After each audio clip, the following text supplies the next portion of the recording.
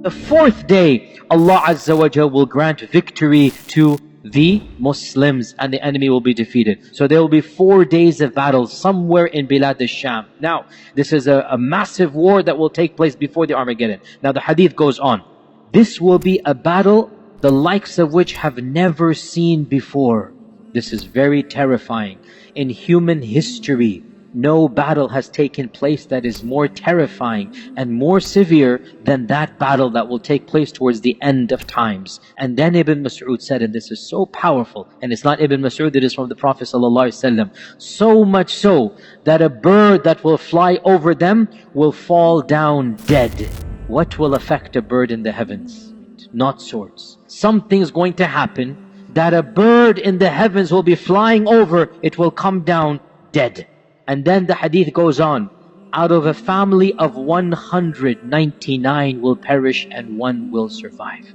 The attrition rate in this war, 99%. Allahul Musta'an. 99%. The victory was given to the 1%. 99%. And this is when the Prophet ﷺ said, Ibn Mas'ud said, so how can anyone be happy over ghanima or any inheritance be divided? In other words, may Allah protect all of us. If somebody were to give you $1 million but you have no family, wallahi, what sane person will choose that? Family is worth more than this whole dunya. So this war will destroy 99% of those fighting in it. While they are doing this, and they are finishing the battle, collecting the ghanima, recovering, they will hear there's a bigger calamity than this war. What could be a bigger calamity? Somebody will shout out, the Dajjal has come where your families have been left behind.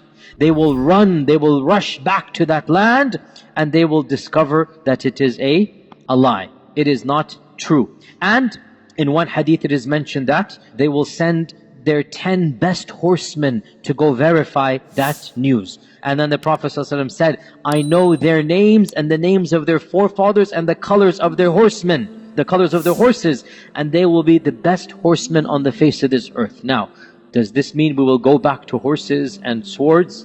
If there is that type of war, in all likelihood we will.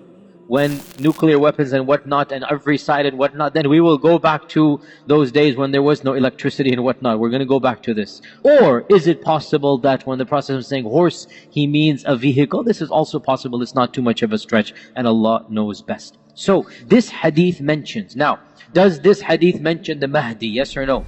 No, it does not. But other ahadith mention that the Mahdi will be the one that will be there when the news comes that the Dajjal is around. So it appears that this big war that is being referenced is a war that the Mahdi will participate in, even though he's not mentioned in this one, right? So it is a war between Ar-Rum and between the Muslims. It is a massive war. Now, Abu Hurairah narrated, and it is the hadith in Sahih Muslim, that the judgment will not come until Ar-Rum will come out to fight you at a place called A'maq or Dabiq. Now, Dabiq is, and A'maq is close to it, Dabiq is a city in Syria.